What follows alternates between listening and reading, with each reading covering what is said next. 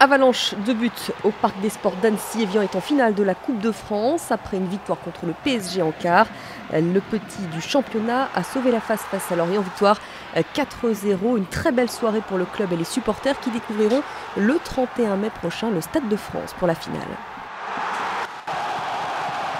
Notre victoire ne doit rien à personne. J'ai vu une équipe extrêmement courageuse, extrêmement solidaire et une équipe qui ressemble aux autochtones qui vivent ici, à savoir quelquefois rocailleux, très travailleurs et honnêtes. On est super heureux d'être arrivé en finale, Stade de France. Petit club, on est fiers, voilà, on est contents. On était contents parce que 4-0 c'est vraiment exceptionnel quand même. Et puis nous on va aller à Paris. Après 26 ans passés sur le banc, Sir Alex Ferguson prend sa retraite. Fin d'une époque à Manchester, il a gagné 37 trophées avec Man U, dont 13 championnats d'Angleterre et 2 Ligues des Champions. Cela fait beaucoup d'anecdotes à raconter, nous en avons retenu une.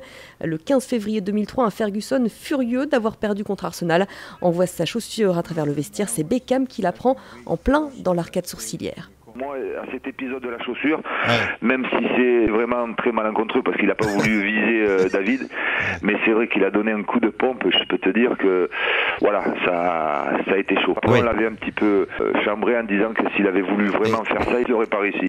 Rancunier à l'époque, Beckham avait ensuite quitté le club pour le Real Madrid sans même laisser son maillot pour le musée de Manchester United. Mais aujourd'hui, ça va mieux. Il a salué celui qui lui avait mis le pied à l'étrier alors qu'il avait seulement 11 ans. On reste en Angleterre si le titre est déjà joué justement pour Manchester United. On se bat désormais pour la qualification directe en Ligue des Champions. Chelsea a raté l'occasion de faire le break mais reste en ballottage favorable. Après un nul 2-2 face à Tottenham, les Blues avec une victoire auraient éliminé les Spurs de la course à la 3e place.